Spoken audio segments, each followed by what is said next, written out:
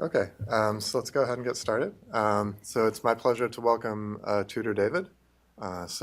Tutor's been doing his PhD at EPFL with a specialization in concurrency and synchronization. So if you were at SOSP a few years ago, you might have heard him talk about, I think, everything you've always wanted to know about synchronization but were afraid to ask. So if for all these years you've been afraid to ask about synchronization, now's your chance. And he'll be telling us about concurrency and specifically concurrent data structures today. Thank you, Chris. So hello, everyone, and thanks for being here. So during my dissertation, I've mostly worked on multi-core systems. And one of the common themes throughout the various projects that I worked on have been concurrent data structures. And that's why today I'm mostly going to be talking about that.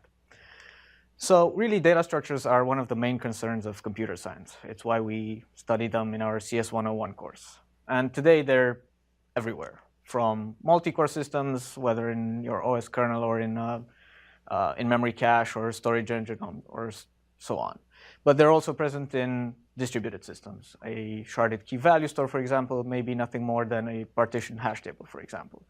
Or more recent data structures, such as blockchain, is essentially a replicated data structure. So really, these data structures are everywhere. Now, while my work has looked both at multi-core data structures and at some distributed data structures, today I will be mostly focusing on data structures for multi-cores. So traditionally, what we wanted from the ideal data structure was for it to be fast in a sequential environment. It's why we study sequential complexity when we first start studying computer science. And ideally, we would want it to be simple to design and to reason about and use in practice. Now, of course, today, as our machines have become multi-cores, our wish list has scalability on it as well. We want the output that we produce to be proportional to the amount of resources that we invest in our systems. So as I said, whether you're thinking about a phone or a laptop or a server in some remote data center, today your processor looks something like this. It's a multi-core. You cannot think of it as having a single processing unit. And we're investing the extra transistors that, for now, we're still getting into cramming more and more cores in our processors, at least for the next few years. Now, in particular, in a data center, you commonly have multiple such processors in a single machine. So you want to be able to use all these hardware resources. So you want systems whose performance is proportional to the number of cores that you have that you use for them. And that's not that easy, because a very common pattern in multi-core systems is something like this, where you have a lot of parallel threads accessing some form of shared state. And they need to coordinate and synchronize on how they access this shared state in order for the outcome to be correct.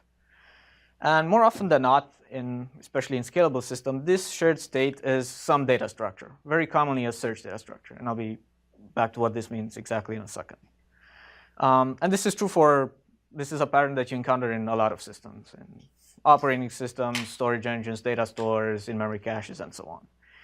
So the point I'm trying to make here is that really, these concurrent data structures that are at the core of these systems are really a critical component for the overall performance and scalability of the system.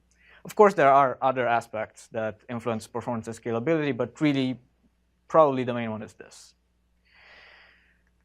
OK, so I've used the term concurrent search data structures. And I said that they're at the core of many systems. So what are these? Well, they're defined through their very simple interface that has methods to insert, remove, and search for elements. They generally model the set abstraction, and implementations include very commonly known, very well-known data structures such as hash tables, trees, skip lists, lists, and so on. These have been studied extensively, but I claim that there are still a number of issues with them. It's still not yet clear exactly what is it that enables a concurrent search data structure to be scalable. So let's say you're building your multi-core system. You want it to scale. You're at the point where you're trying to design the data structure on which the system is based on. It's not really clear how that data structure should look like, such that you're guaranteed to have scalability in your final system. Then concurrency is a discipline that's very well known for being bug-prone. In fact, correctness problems are being found all the time, even in published algorithms in peer-reviewed conferences. In addition, it's very clear that software systems need to be adapted to the underlying technologies. And as technologies evolve, so do software systems. And, well, for example, one technology that will become widely available in the next couple of years is non-volatile RAM. And we don't yet know what's the best way of designing such concurrent data structures, assuming you have persistent RAM at your disposal. So these are some of the issues that I've tried to tackle with respect to these data structures. OK, so first of all, the first question that I've looked at was, what is it exactly that enables a concurrent search data structure to be scalable? And this is actually a very difficult question to answer because, well, in fact, if you start and design a concurrent data structure algorithm and you end up with something that's scalable, you can probably end up with the publication of a very good concurrency conference. And that just shows how difficult this is. But the thing is, all these methods are pretty ad hoc. From the outside, they look like it's magic. Why exactly does an algorithm scale and another doesn't? So we would like to have some a more disciplined approach to building scalable data structures. Of course, there are some techniques that are generic in a sense. In particular, there is RCU, which is very well known. It is generic in the sense that it allows you to build all sorts of data structures starting from this technique. So a concurrent linked list, a concurrent tree that's based on RCU, and so on. However, this is not generic in every sense. It's targeted to some very specific workloads. In particular, RCU is targeted at read-dominated workloads. So just to give you an example, here I'm using an RCU-based hash table. I'm measuring how its throughput evolves as we add more and more cores that are executing that are running this hash table. And well, if we have a read-only workload, everything's great. We get linear scalability. This is what we want. But as soon as we introduce a non-negligible fraction of updates, our scalability decreases significantly. So really, RCU is generic in the sense that it allows you to build different data structures, but it is aimed at read-dominated workloads. The term. It's read, copy, update, essentially. Right. I get it. Sorry. That wouldn't scale. Yeah. Yep. OK, so we would like to be able to have some more generic way of building concurrent search data structures that are scalable. So we want actually scalability across different dimensions. So in the previous slide, I mentioned that we want scalability for different kinds of workloads.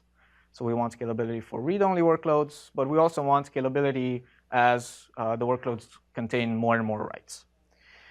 In addition, we want scalability according to different metrics. So we want our algorithms to be efficient from a throughput perspective, but also from an energy consumption perspective and latency perspective. And also, we would like them to be scalable on different kinds of platforms. We would like them to be scalable on platforms with low non-uniformity in their memory system, but also on platforms with high non-uniformity in their memory systems. And this last dimension is something that we actually showed is very important for concurrent application in a study of synchronization that we did before this work. So can we obtain this portable scalability? So this scalability across these different dimensions. Now, before I try to provide an answer for this, it's important to understand what exactly does it mean for an algorithm to be scalable. So if I run, for example, a linked list algorithm with 20 concurrent threads and 20% updates in my workload on an Intel server, and I get 10 times more throughput with 20 threads than I would with one thread. Is that good enough? Is that a scalable implementation? Can I do better? It's not really clear. And what if I change the data structure? What if I have a hash table instead of a linked list? So to try to obtain a reasonable upper bound for what you can obtain in terms of performance and in terms of scalability, we propose just deploying the sequential algorithms that you study in your CS 101 course in a concurrent environment without any synchronization. Of course, this will result in some incorrectness. There will be some updates that will be lost. But they do provide a pretty good approximation of what you can do in terms of throughput and scalability in a particular situation using a particular type of data structure. And we call these asynchronized executions. So a sequential algorithm deployed in a concurrent environment. And just to show you the fact that they do provide a reasonable upper bound, and this is in fact useful in practice, I've taken here linked list and hash table algorithms, and I've deployed them on two kinds of platforms, on an AMD server and on an Intel server. So first, I'm going to plot concurrent implementations of different published algorithms. So these are all correct concurrent implementations, and I'm showing how their throughput evolves as we increase the number of cores. So we can see that there's clearly a difference between, well, for example, how a linked list and a hash table scales. There's also clearly a difference between how a hash table scales on different kinds of platforms. And then, of course, there are differences between the different concurrent algorithms themselves. But it's not yet clear, are these good enough? Can we do much better in any one of these particular situations? And well, we do deploy those asynchronized executions, and we see that these do actually provide us with a reasonable and realistic upper bound in all of these scenarios. So we could use this as a guideline for how well we can do in practice. OK, so now having these asynchronized executions at our upper bound, we can provide an answer to our previous question. Yes, we can achieve portable scalability. We can get close to these asynchronized executions regardless of the situations. And we can do that through a method that we propose that's called asynchronized concurrency. And I'm going to go into more details regarding this now. But the fundamental idea is that you should try to design your concurrent data structures such that the memory access patterns are as similar as possible to the sequential counterparts, because those really represent the upper bound there. Could you go back a couple of slides? Sure. So this would suggest that there are some algorithms that are already very close to even an incorrect execution. Yeah. Why do we have to do more here? Well, for example, it might not be the same algorithm that's close here and that's close here. So we would like an algorithm that's very close to that regardless of the situation. So regardless of the platform. Robustness argument then. Yes, robustness and portability as well. Okay. So here, maybe this algorithm performs very well in that scenario. And this is not the case of these of this set here. So You're stating that the best algorithm here is not the best algorithm there. yes, actually we did notice that it varies quite a lot between platforms. That's it. I have another question. So I'm trying to understand a little bit why this is an appropriate upper bound, right? So you could structure your data structure in such a way that, could you do better than this? Could you do partitioning, say, get away with some of the problems maybe you see here of just taking a single core data structure and scaling it to be actually to many threads, updating the data structure. You could do something special in terms of partitioning. Could that be better than this? So I think not. If you want to maintain a consistent single data structure as your main abstraction, I think these asynchronized executions do provide the minimum number of stores. Because really all they change is the semantically necessary data. So if I'm using a tree, all they're doing is really just inserting a new node in that tree. If you're using a hash table, for example, again, that you can see it as partition in a sense, but then you also need to somehow communicate between the different partitions at a point, and I think that's... Maybe we can talk about this in detail later, but you could think of a hash table key space partition. You send a message as opposed to actually updating, some memory location there, right? Would that, if you implemented such a data structure, would it be better than, say, this upper bound relation? Yeah, we've looked into that as well. So for these kind of data structures, search data structures, that's not the case. And that's because you don't really have a lot of contention. Really, the scalability is just limited by cache line transfers, which you would have when you're using message passing as well. Now, if you're using a data structure that inherently has some points of contention, such as a queue, for example, or a stack, there we found that it might be useful to use such an approach, yes. But not for search data structures. We found that this is always much, much better.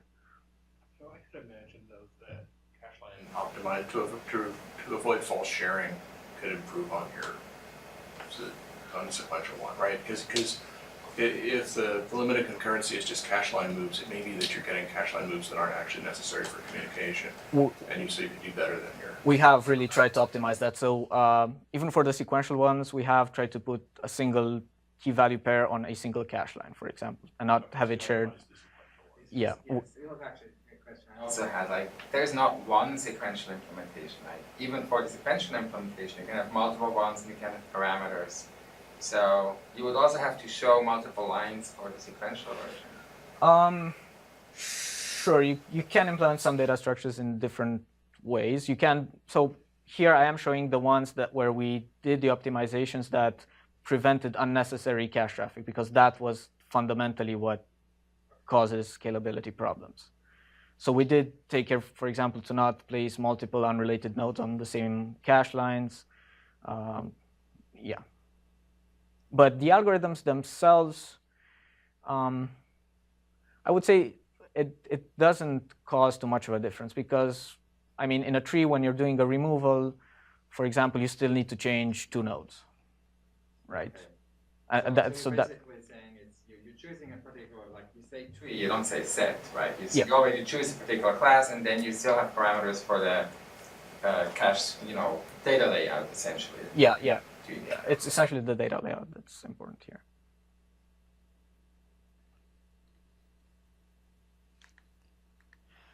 Okay, so this is actually what I wanted to talk about here. So why are these good upper bounds? Well, because of the way the hardware works. So as I said, the more stores you have on shared data, the more cache traffic you have. The more cache traffic you have, more often you will find that the data that you want to access is not in a valid state, and you will have to bring it from some remote core. So the higher your memory access latencies will become, so the lower your scalability will become. And really, these sequential implementations really have just the stores necessary to do the semantic updates to the data structure. So just to modify the nodes, the data in the nodes that you want modified. So that's why they're a reasonable upper bound. And in that case, there's no cache coherence traffic. There is some. So if someone has, for example, someone on, let's say, one processor has inserted node A, and I now want to remove node A, I do have to bring the data from the first processor to my processor where I'm doing the remove. But really, that's unavoidable. There needs to be some communication between those 2 nodes. So there are sequential implementations, but still operating on shared data. Yeah. That might result in some incorrectness. So there are a few updates that are lost because of this, but they do provide a good upper bound, nonetheless. Okay, so what is actually asynchronized concurrency in practice? So it's actually a set of 4 patterns. We call them the ASCII patterns. And before I go into details into how they operate, I need to briefly talk about how the state-of-the-art concurrent algorithms for these data structures operate. So as I said, we have a simple interface: insert, remove, and search. Now, search methods really just need to go through the data structure to reach the point of interest and check if the data is there. So they just have one phase. Now, inserts and removes, for which I will use the umbrella term updates because they operate in a very similar fashion, they first need to parse the data structure, so get to the point of interest. Then they need to perform some sort of validation. In a sequential algorithm, if you want to remove a node, this validation is just checking if the data is there or not. But in a concurrent algorithm, of course, this validation phase needs to be concurrency aware. So you need to make sure that the state on which you're operating is correct. And then you actually have a modify phase, where the semantic updates to the data structures are performed. And we have 4 patterns for each of these 4 phases. So one for the search operation, and one for each of the phases of update operations. And I'm going to talk about each of these patterns in turn. So first, the pattern that deals with search operations. So if you look at a sequential algorithm, the search operation is read-only. Just traverse the data structure, and if the node that you're searching for is there, you return. If not, you return failure.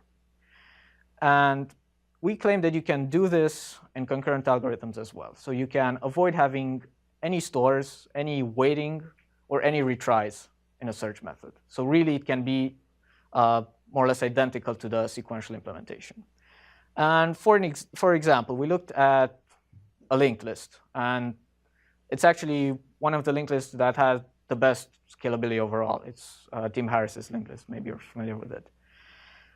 So what it was doing in the search method, it was trying to do some cleanup of logically deleted nodes. So during a delete method, you first logically mark a node as being logically deleted, and at some point in the future, you'll unlink it from the data structure.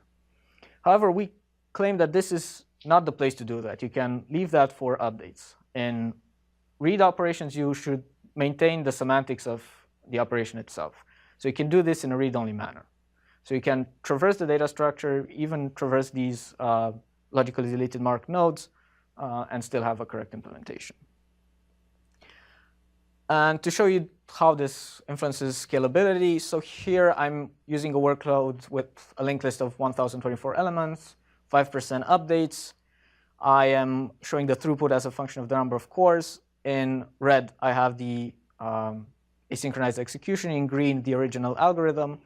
And in black, the updated algorithm just by applying this pattern, so not applying other patterns. And we do observe that we do get up to 30% higher throughput for some numbers, of course, just by applying this pattern. OK.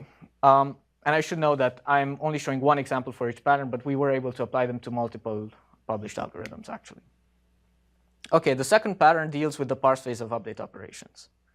So in a sequential algorithm, again, if we look, we just have a traversal of the elements, no stores, no retries, no waiting.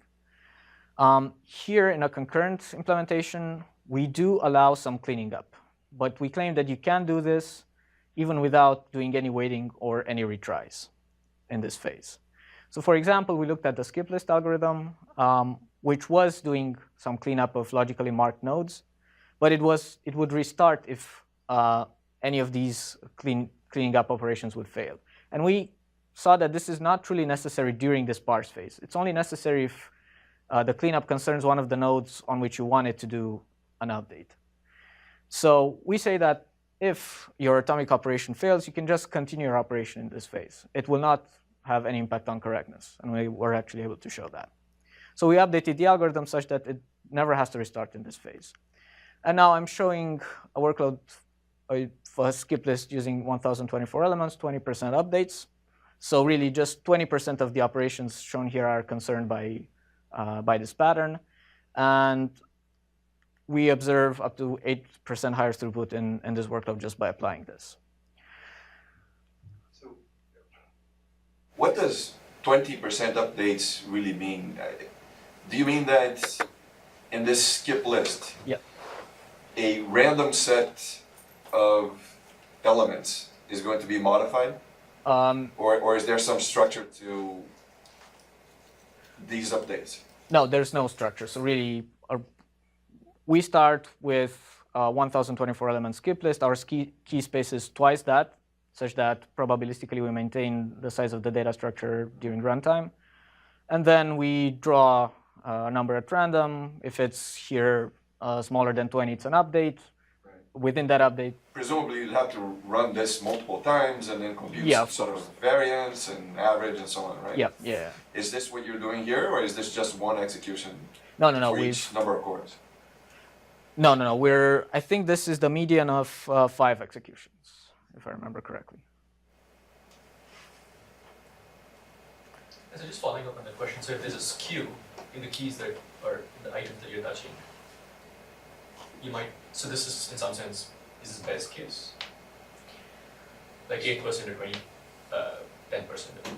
How much was it last slide? 20% was it? Yeah. Improvement, yeah. So if there is a skew, will the improvement be? Right. So in this, we actually didn't see a big difference in how much this improves based on the skew of the workload. If you really have just some popular keys, the scalability of all of these will decrease to some extent, but these patterns still remain beneficial.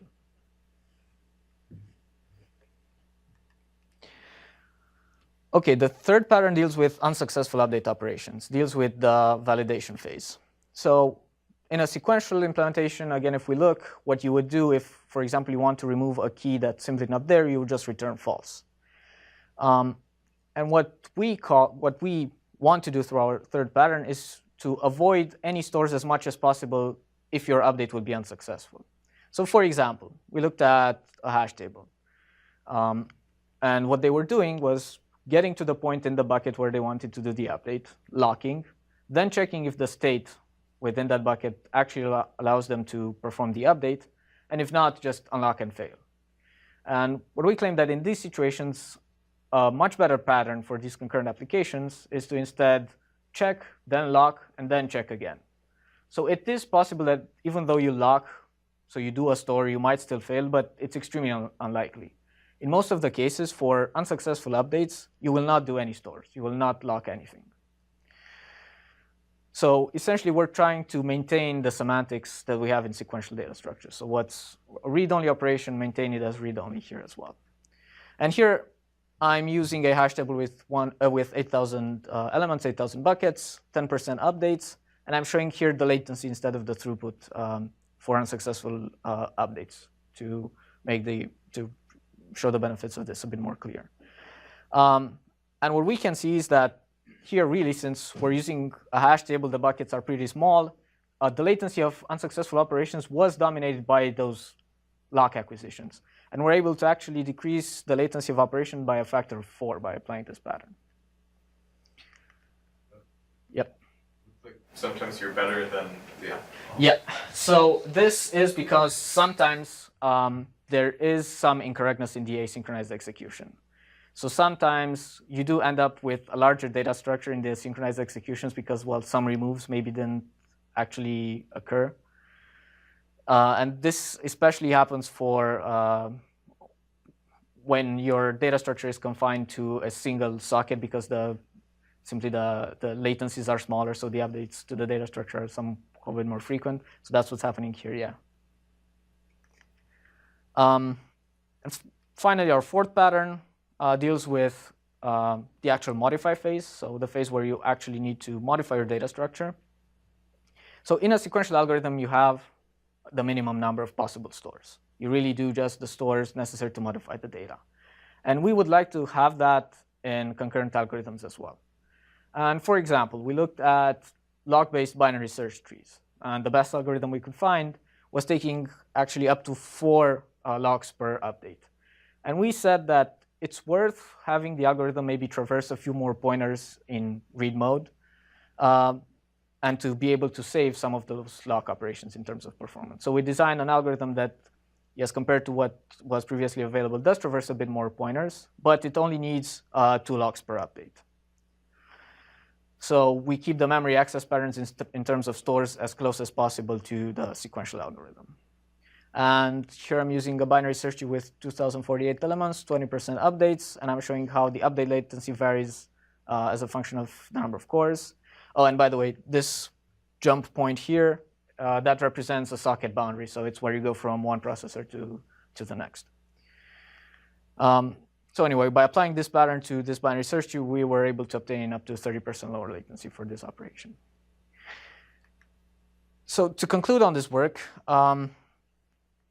in all of these experiments, I've shown just how one pattern is applied in isolation. We were actually able to apply multiple of these patterns to quite a lot of already published algorithms, and yep. So do your patterns apply to like latch-free data structures as well, which use compare and swaps and things like that? Yep. Yeah. So I would say maybe 50% of the algorithms that we consider were lock-based and 50% were lock-free. And yeah, you can apply them to both. So I don't think I fully understand exactly what pattern means. So as far as I understand, it's not an automatic transformation. So you don't start with a sequential algorithm and automatically produce this version that is ASCY. No, so it's essentially a number. So these 4 patterns represent a set of sufficient conditions for your data structure to be scalable. So yes, I don't think you could use them to automatically generate the data structure algorithm. So they're patterns like design patterns where you have sort of somebody who has some experience with log-free data structures looks at the algorithm and determines how you apply this pattern. Yes, or if you're just starting your system now and you're trying to build your algorithm constructed from scratch, you do have a set of sufficient conditions that your algorithm needs to fulfill. So you do have things like locks, right? So the sequential algorithm doesn't have locks, obviously. So where does this idea come from, like where you put the lock and don't like. So, of course, all of these algorithms actually have per node locks. So lock at very fine granularity. Now, in terms of exactly which nodes you lock, what we were saying is that you should, if you look at that sequential algorithm, you see on which nodes there are stores, you should ideally lock only those nodes in a concurrent algorithm as well, as much as possible. Does the pattern help me decide where to lock? So that's one thing I was getting to. Actually, it did allow us to come up with a couple of new algorithms. One was that Tria was mentioning. So we were, for example, by knowing that if you only lock, if you manage to only lock the nodes to which you semantically need to do modifications, you improve scalability. We were able to, for example, come up with that modified binary search tree algorithm that just does that. So it does make the task somewhat simpler. Of course, it doesn't make it trivial. I'm not claiming that. Concurrent data structures are still a difficult discipline. But I think it does simplify this task a bit.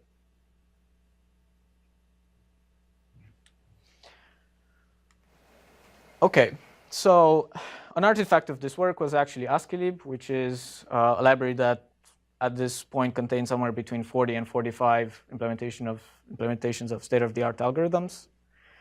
And it's been used quite widely, especially in academia. So now that we've actually been discussing about log-free and log-based algorithms, one of the interesting things we noticed here is that as long as you apply these patterns, there's no intrinsic difference in terms of scalability and performance between log-based and log-free algorithms. However, we did notice that log-based algorithms do tend to be simpler to think about and to design than log-free algorithms. So naturally, one question that I was curious to answer was, well, are blocking concurrent search data structures actually the optimal choice? Or do we need to go with log-free algorithms? And before I can answer that, I need to talk a bit about progress guarantee.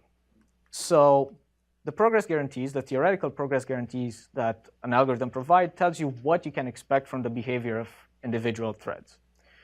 Now, most published algorithms are either blocking, that generally means they use locks. And for these data structures, they mostly provide deadlock freedom, at least. And then there are non-blocking algorithms. In practice, lock-free ones are the most common.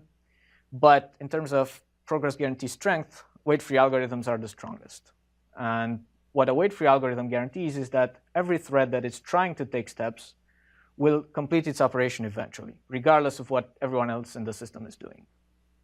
So this is what you would ideally like to have in an algorithm. From a practical perspective, we say that an implementation whose behavior is indistinguishable from that of a theoretically wait-free algorithm is practically wait-free. And now going back to my question, so how does the ideal concurrent data structure look like? So first of all, it's easy to design, implement, and reason about. And blocking algorithms do tend to be simpler than the others, both in terms of how you program it and how you use it from a memory management perspective and so on. It does provide good throughput and scalability. And we've observed in our previous work that blocking algorithms do provide that. But if you want to provide some sort of SLA, maybe, you would also like your data structure to not have the majority of its requests delayed due to concurrency. So really, you want to minimize the number of requests that are significantly delayed due to concurrency. So you want to behave practically like a wait-free algorithm. So that's something that's not yet clear if it's true for blocking algorithms. Intuitively, it shouldn't be. Now, of course, it's something that's true for theoretically wait-free algorithms. And previous work has shown that this is probabilistically true for log-free and obstruction-free algorithms as well. But I wanted to see if for these class of data structures, so for search data structures where there's no real inherent point of contention, this can be true as well. Obviously, there's no way of proving this theoretically. If you're using locks, you cannot show that something is wait-free. So I took the approach of an empirical study here. I looked at a very large spectrum of blocking data structures, the one in our previously mentioned library. And I really tried to run them on a very large spectrum of workloads, different thread counts, different update ratios, introduced all sorts of delays and non-uniformities and so on.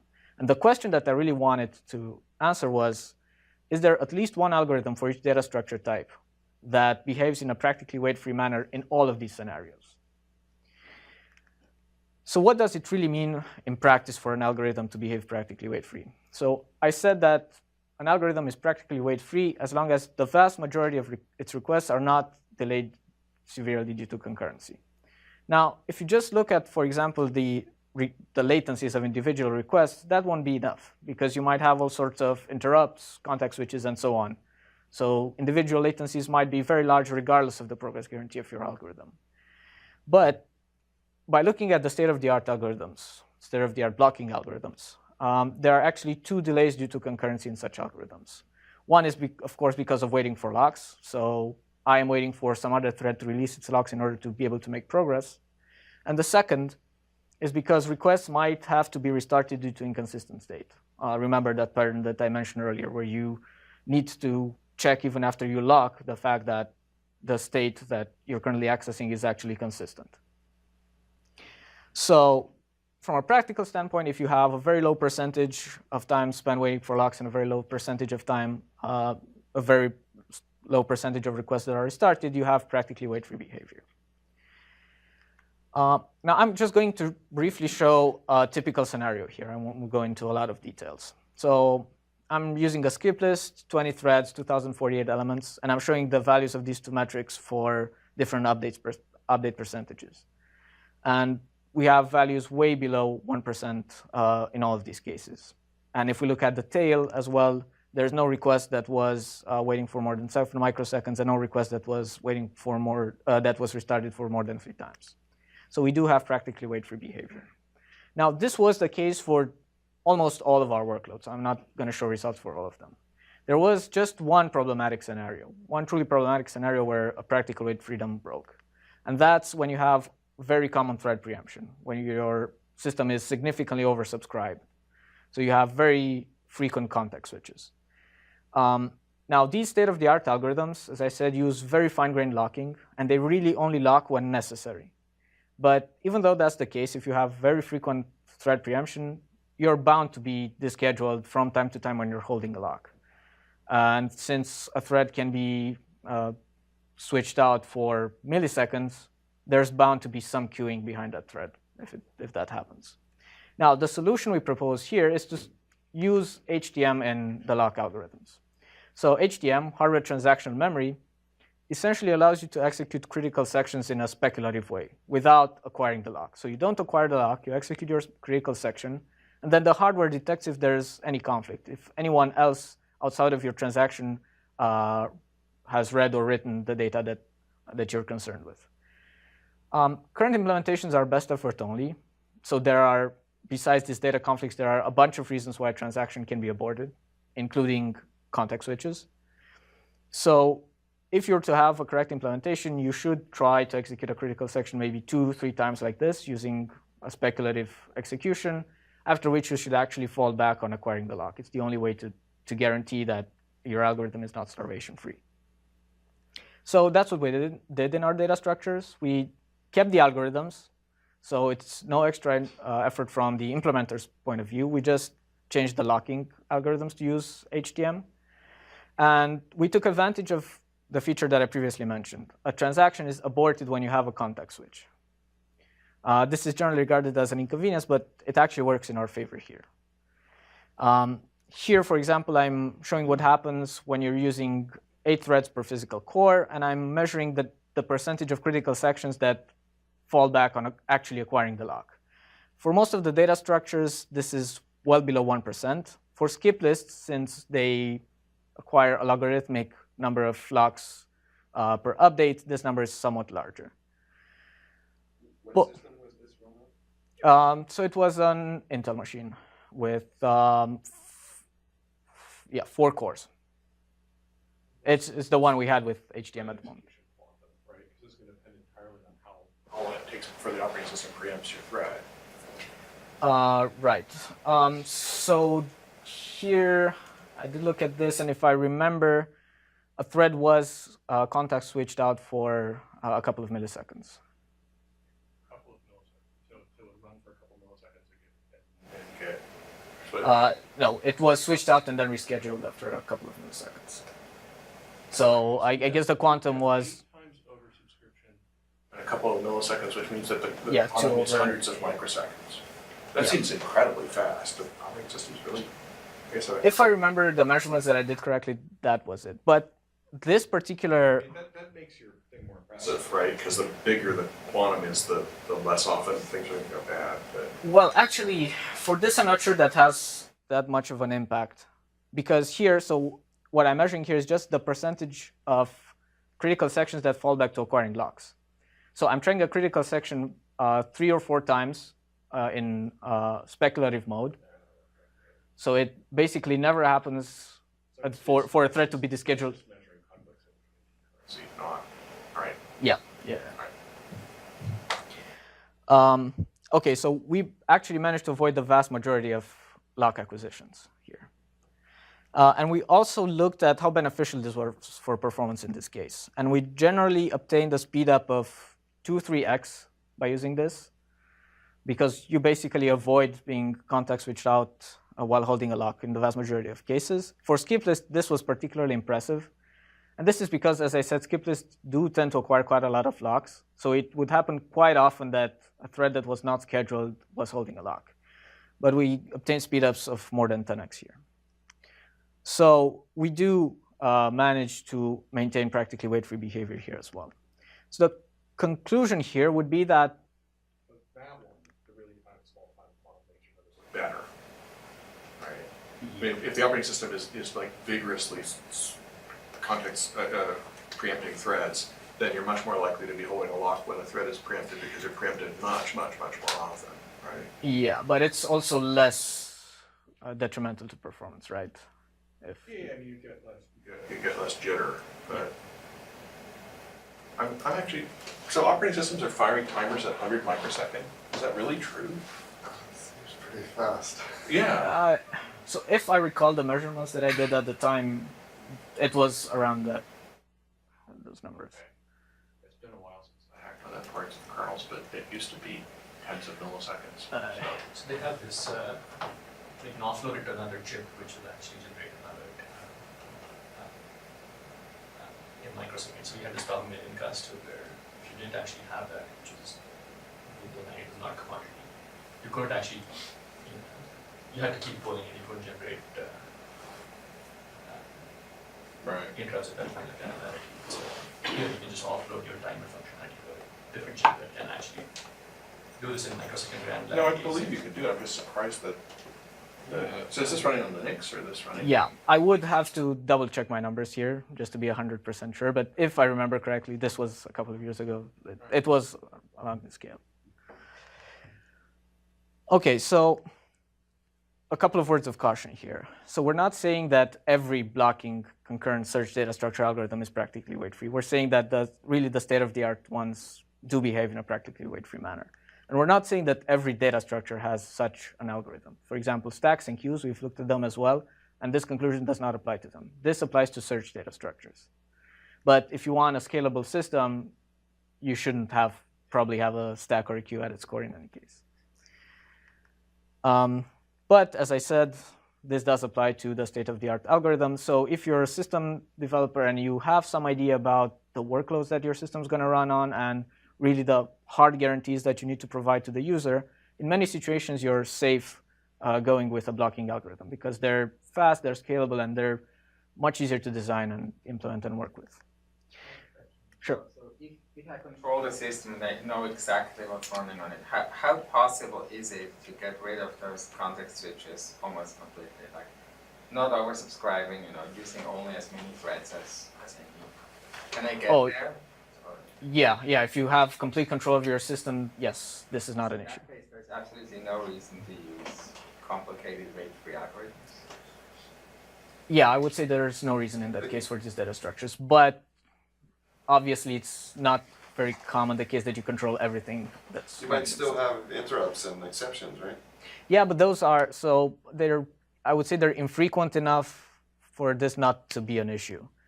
So we've tried, for example, what happens with 2x thread over subscription. So when you have 2 threads per core or per hardware context. And it wasn't really an issue. It starts becoming an issue when context switches really start to be pretty frequent. So I would say occasional exceptions and interrupts are acceptable.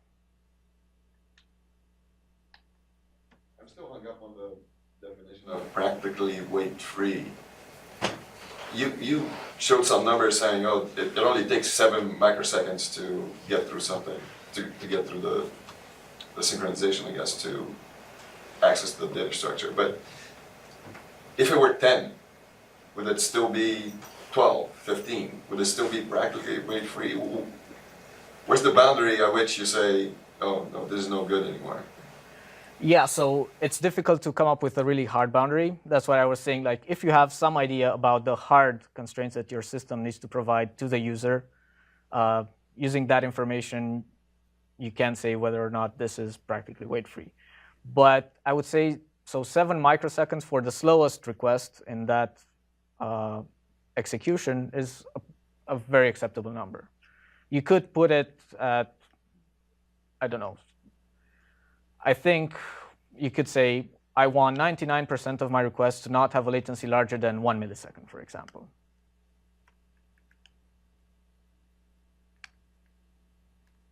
But that is something that you, as a user, need to specify.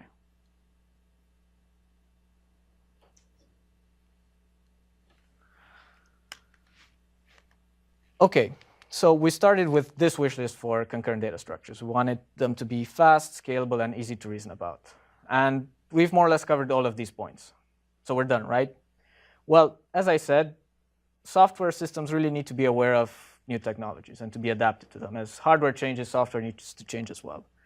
And we can expect non-volatile RAM to become ubiquitous in the next couple of years. So now we can add persistence to that wish list for data structures. So how can we ensure performance and persistence at the same time? Because we don't want to lose a lot of that performance and scalability of data structures when using non-volatile RAM. So a bit about non-volatile RAM. So non-volatile RAM promises persistent data at latencies that are comparable to DRAM, somewhat larger depending on which technology will become prevalent. Latencies of stores are expected to be somewhat larger than latencies of loads. And from a programming model perspective, you're expected to be able to map non-volatile RAM to a region of virtual memory and then work with it as you would with DRAM. And the main challenge here is to have performance, but at the same time, have consistency after a restart. So if you're executing your application, your machine crashes and you need to restart it, the state that you have in your persistent RAM needs to be able to allow you to continue execution from where you were. And that's actually not trivial at all. So let's start from a simple example. Let's say that I want to allocate some data, initialize it with content, link it in a couple of places in some data structure, and then just say that I'm done with my operation. Normally, this is pretty simple. I would just have to be careful for these stores to appear in my write-back cache in the order in which I want them to. And to be able to do that, I just need to be aware of the memory consistency model of my processor. As long as I know that, I can control the order in which stores appear in my write-back cache. But by default, I don't control the order in which cache lines are evicted and written back to memory. So in this example, I might have a scenario where the cache line that's linking my newly allocating memory is evicted and written to persistent RAM. The cache line that has my flag saying that I'm done is persisted. And then I have a crash. And upon restart, I have a pointer to some uninitialized memory. So I need to fix this. And I can do that by ensuring that my stores are persisted into non-volatile RAM in the order in which I issue them in my program. Now, how can you do that? I'm going to take a few seconds to talk about that. So on upcoming Intel processors, at least, you will have a cache line write-back instruction. And what that allows you to do is to, as the name says, write back a cache line to memory from the cache without invalidating it. And these instructions are not ordered with respect to one another, so you can actually issue multiple of them, and they will mostly execute in parallel. They're not ordered with respect to stores either. If you want an ordering point, you need to use a store fence there. So the point here is that if you can batch these writebacks, you will have overall better performance. OK, so now back to our example. Now we know how we can persist these stores. But we're still not done. We're still not out of the woods. So even though we persist these stores in program order, there might still be a crash in the middle of our operation. And upon a restart, we don't know, have we completed our transaction? Is this a consistent state? Do we have to go back and undo everything? So to be safe, in general, we need to log everything. So you don't need to pay attention to every logging instruction there. The point that I was trying to make is that you start from a very simple operation, and you end up with something very complicated, where you have very frequent waiting for data to be written to persistent memory. And then, especially for logging, you need to ensure that those operations are completed before you proceed, because you need to ensure that the log is written before the operation that actually depends on it executes. And this is really bad. If you're starting from a program that used to run in volatile memory, generally when you were doing a store, that would go to your L1 cache. Your operation would take a handful of cycles. Now, because you have to frequently write to persistent memory and wait for that to complete, your operations take hundreds of cycles instead. So you really lose a lot of performance. And in particular, logging is problematic for the reasons that I mentioned previously. And so I looked at concurrent data structures and how you can remove most of these overheads in the context of persistent memory. And we used a number of different principles and solutions here. For the data structure, while previously I argued for using log-based data structures, here I argue for using log-free data structures. So log freedom says that no matter what is happening in your system, at least one thread that is trying to make progress is able to make progress. One of the consequences of this is that no thread at any point in its execution should leave the system in a state from which someone else cannot continue execution. So the state of your system should never be invalid. And actually, that allows us to save a lot of logging. If you're using a log-based algorithms where you have some critical sections, you need to log what's happening in those critical sections, because if you crash in the middle of a critical section, you might be in some inconsistent state. With log-free algorithms, since you're modifying your data structures through atomic steps, you are never in an inconsistent state. So you save some logging through that. Then another aspect that requires very frequent logging is memory allocation and reclamation. Normally, in order to avoid persistent memory leaks, which are really bad because, well, a persistent memory leak is there forever until you somehow manage to find it, you generally need to log allocations at every allocation and deallocation. So what we propose instead is to just track active memory areas for each thread, and then do some extra work at recovery. And this is a general principle that we've used in a number of ways here to avoid overheads at runtime, while maybe doing a bit more work at recovery to bring your system in a consistent state. And where possible, we also try to batch writebacks. So instead of doing them one at a time and waiting for them to be completed, do them all together. And yep. You can continue for a second, but a lot of people use transactions for these kind of updates, right? Yep. So you can probably look at the working set beforehand and maybe batch some writes, create a copy, right? Before. I know that copies are the critical part, but and then if you have an abort, you sort of use that copy to roll back. And so there too, you're batching, right? Effectively, right? Yeah. A bunch of writes maybe to create the copy. Yeah, but you still, so if you use transactions, you still fundamentally have that, well, copy on write logging. You still have logging, right? With log-free algorithms for this, you can completely avoid that kind of logging.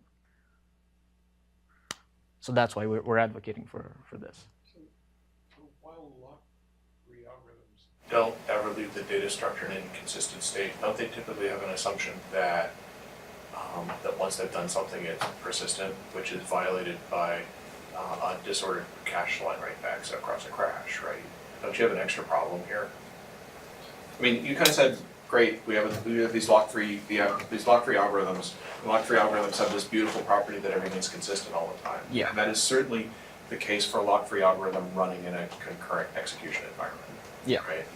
But if a log-free algorithm does two things, first one, then the other, the consistency assumption, the consistency property may depend on the first one having happened, which is not necessarily true in a system with this sort of cache write-backs and crashes, right? So don't you need an extra property here? Yes, so I will talk about that. Obviously, you need some ordering between the updates that the log-free algorithm. Put flushes in here somewhere, right? Yes. Probably. Yeah. Okay, good. Yeah, I mean, those write-backs are essentially flushes. Yeah.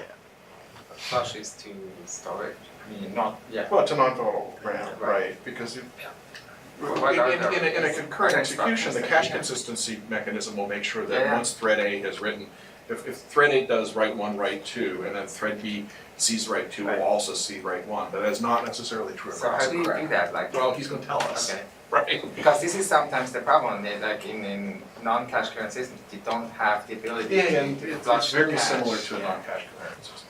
Well, yeah, it's the instruction that I was talking about. So if you issue a cache line write-back instruction for a particular address, and then you issue a store fence, after that, you're sure that that update has been persisted. Right now on current machines, you... I believe that.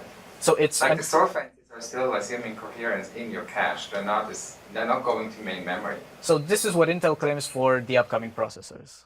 It's something they're introducing. So right now... It's really slow. I really Yes. find that very hard to believe. But Maybe that's there a are memory different kinds of fence. store fences. So you're talking about a memory fence. Yes. Store fence. Store Oh, fence okay. actually goes through to the. All right, that's the difference. Yes. Thank you. And actually right now on current machines, you do have a CL flush instruction, a cache line flush, which does the same, but one, it invalidates the cache line from your write-back cache, which you generally don't really want. Okay. And these are ordered with respect to one another. So you cannot take advantage of batching My with question this. was answered because Yeah. he said there's a difference between store flush and fence or whatever. Memory fence and store Memory fence. fence and store fence. Yeah. Okay, so I'm going to use a skip list as a running example here. So if you take a log-free algorithm, and after every store that you do, you issue a write-back and you wait for it to complete, you do have a correct algorithm, but we would like to do better than that.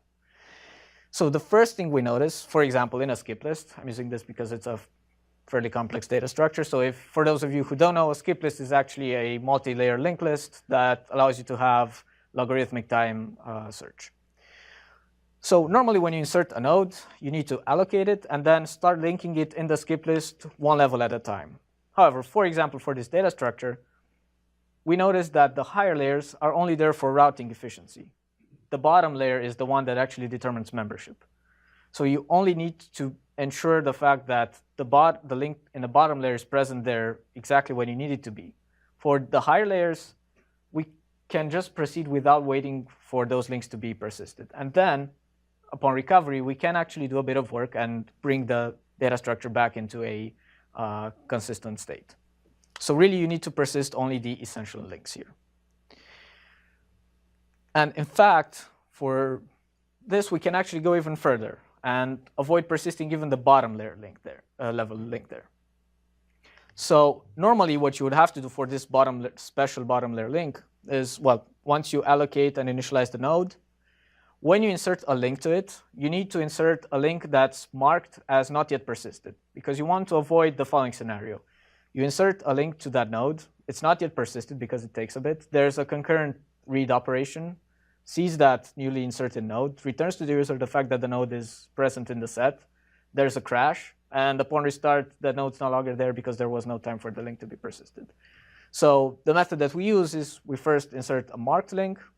The thread that does the insertion also tries to persist this, but if there's another operation that directly depends on that link, that operation will also try to persisting it before returning the result.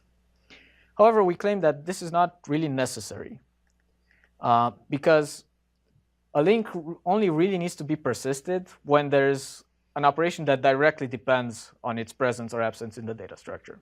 So what we propose is the following. We use a very fast concurrent in-volatile memory cache that stores links in the bottom layer that have not yet been persisted. And then when another operation occurs, it tests whether there are any links pertaining to the key value pair of interest in that fast in-volatile memory buffer. And if that's the case, it issues write-backs in a batch for all the links in that buffer. So essentially, you're able to take advantage of batching, and you're able to persist multiple links at the same time instead of waiting for each of them to be persisted. So this is how we avoid waiting for write-backs at runtime. Yep. What do the threads see? In what sense? Is there, is there linearizability here? So yes, if you want to provide linearizability, you can only acknowledge that an update has been completed when that link is flushed. Yes, yeah. But yes, even at write time, if you do want linearizability, you can only consider a store, an update, an insert or remove as being linearized when everything has been persisted. Is there this property called opacity? Yeah. In the sense that you're always working on the same global version of the data structure, or while you're going through your update, the version of the data structure could change? No. So this provides opacity. I think I would argue is that you can only give linearizability if you wait until it is persisted. So if you are sure that nobody can read the persistent memory in any other way, then you can still, for all people who are connected to this cache coherent system, they get linearizability even if you don't wait. Well, so for example, if you're using this in a distributed system, someone wants to do an update, you issue the update.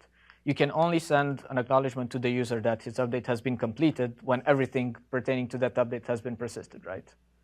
Yes, but for a different reason. It's sort of like the end of your message signifies persistence, which could be slightly different from linearizability as a concurrency control, kind of thing. So. Yes. Basically, if your acknowledgement says, I will never go back on the fact that this has committed, I guess, yeah. Yeah, if you count the recovery, yes, then that might be right. Yeah, okay, thanks.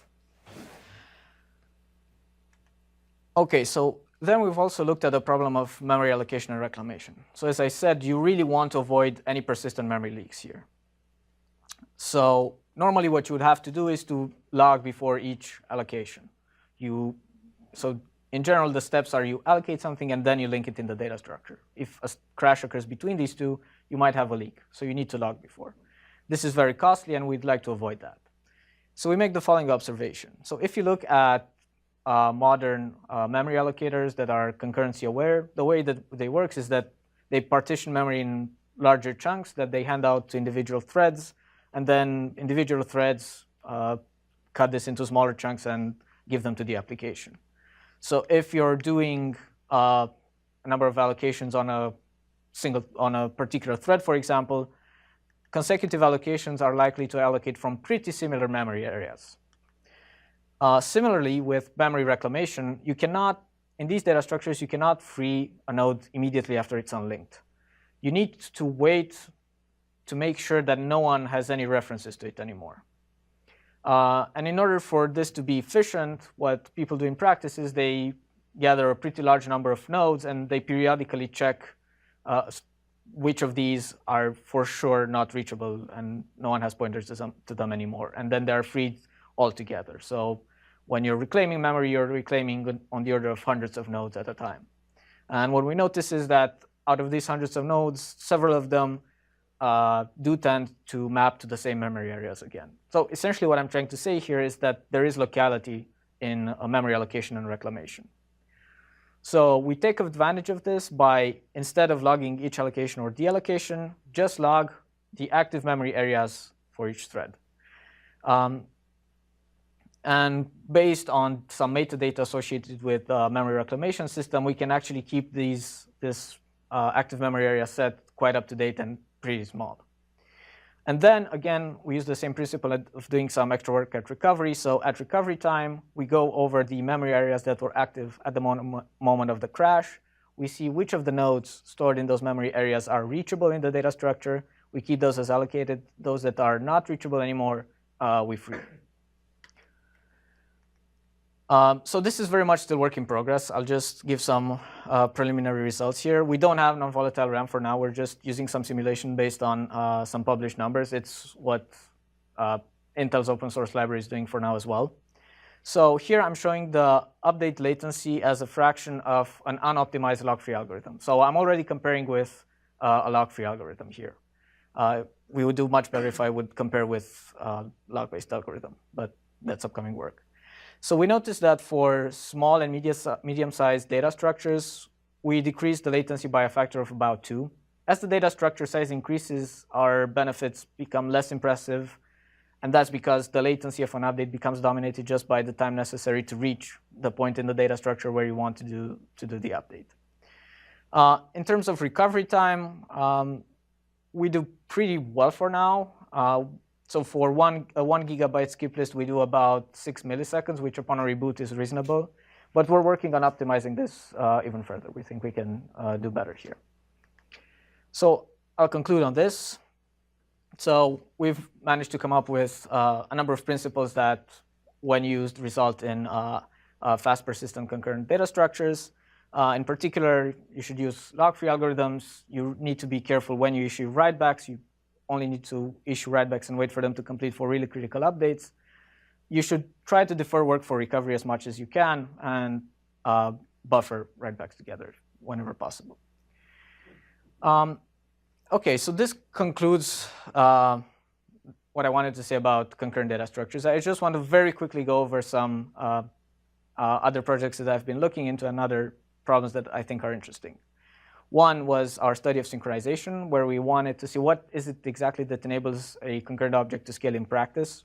So we wanted to see how much is it the nature of the object, and how much does the precise algorithm that it's using impact performance. How much does the hardware impact performance? This is an interesting bug. So we did a thorough study along 2 axes. We looked at a very large spectrum of software implementations for software for locking, for message passing, then for high-layer systems, such as hash tables, in-memory caches, and so on. And we also looked at the hardware. We looked at atomic operations, and we looked at the characteristics of the cache coherence as well. And we tried this along a very varied set of platforms. And while we were able to come up with a number of interesting conclusions, the main point here was that the behavior synchronization is really a property of the underlying hardware. An outcome of this work were also these 2 libraries. One is a locking library. The other one is a cache coherence benchmarking library, which are used quite widely in academia, but also in industry, actually. I've also looked at message passing agreement in multicores. So far, people have generally looked at the multicore as a shared memory system. However, there has been work that showed that there are scalability and portability issues. For example, barrelfish. Yeah, Andrew's not here. So the alternative that was proposed was to look at the multicore as a distributed system. And here, communication is done only through explicit message passing. But in such a system, you need to port abstractions from distributed system to this new environment, because the characteristics of the system are pretty different. And we looked at one such important abstraction, and that's agreement. Before our work, there used to be only blocking protocols that were explored. We proposed a modified version of Paxos that actually performed pretty well in this environment, both in terms of scalability and throughput and latency. Then more recently, I've been looking at concurrency control with researchers from VMware. So most known protocols today, whether it's two-phase locking or multi-version concurrency control, they lock either entire objects or at least versions of objects. But as I've seen, the finer grain locking is extremely beneficial for scalability in general for concurrent data structures. We can apply this to concurrency control as well. So we asked, what if instead of locking objects or entire versions of objects, you lock individual points of logical time? And that allows you to come up with an entire new family of concurrency control protocols. For now, we've just set up the theoretical foundations of this. So we've done the theoretical work behind this. And we were able to show that, for example, we can come up with an algorithm that theoretically commits strictly more workloads than multi-version concurrency control, for example. But we can also come up with algorithms that solve some other issues present in existing protocols. And there's, of course, a lot of more work to be done here. And I'll conclude by briefly discussing some future areas of interest. So during my PhD, I've mostly focused on multi-core systems, but I would like to work on larger scale systems in the future, especially as the boundaries of individual machines become somewhat blurred. In particular, I think as non-volatile RAM and persistent memory, fast persistent memory in general becomes more available, I think that will change how we design, for example, rack scale system. You can think of a rack scale system where you have a single address space of non-volatile RAM, for example. And it would be interesting to see how exactly you should build such a system. How do you deal with failures and restarts and consistency and so on. I do think there's a lot more work to be done in software for heterogeneous platforms. So I've looked at concurrency so far for the machines that we have today, which are very much cache coherent. The big cores in our machines all have access to cache coherence and so on. But in the future, as Moore's law will slow down in the next 6 to 9 years, it's expected to stop, we will likely have way more heterogeneous platforms. We will be able to extract more and more performance by having specialized hardware. It's still not yet completely clear how programming such systems should look at from a developer's perspective, because it should be relatively easy. So that's one problem I would like to look at. Multiversion timestamp locking, the concurrency control protocol that I've mentioned previously, I think there's still more work to be done there. We're in the process of implementing a practical system based on this. I would like to look into some wait-free data structures. I think there's more work to be done there, especially for stacks and queues. I think we can still come up with new algorithms, and there, actually, wait-free algorithms are beneficial. And I've seen that they can do better than a lock-free or a lock-based one. And then, for example, energy efficiency becomes a really important factor, we've already seen some approximate hardware appearing. I think we can do more work in approximate algorithms as well, especially for such data structures. So I would like to look into how you can design some, for example, concurrent data structures that are approximate. They still provide some guarantees, but they're not exact. And then I think that by looking at the particularities of the network inside of individual machines, you can do more work on message passing abstractions for an individual machine. And I will end here. I think my time is almost up, so thank you.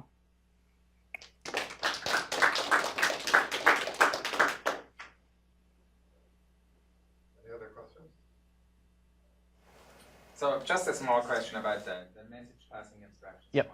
So based on everything that we have told and we know, this is sort of like if you have a multi-core and has this fancy cache coherence and everything, then that's the best you could ever do in terms of getting performance, agreement, right? Like your memory is great; it's a repeated packet. You don't have to write all that because the hardware does it. So why would you look at algorithms to do it this way? So it actually depends. We've looked at objects implemented both through message passing and through this cache coherent shared memory.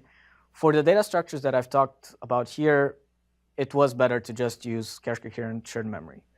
But for, I don't know, if you have a counter, for example, or a queue or a stack, you can actually do better by using, delegating a thread as responsible for that object and having every other thread just, for example, send messages to that particular thread.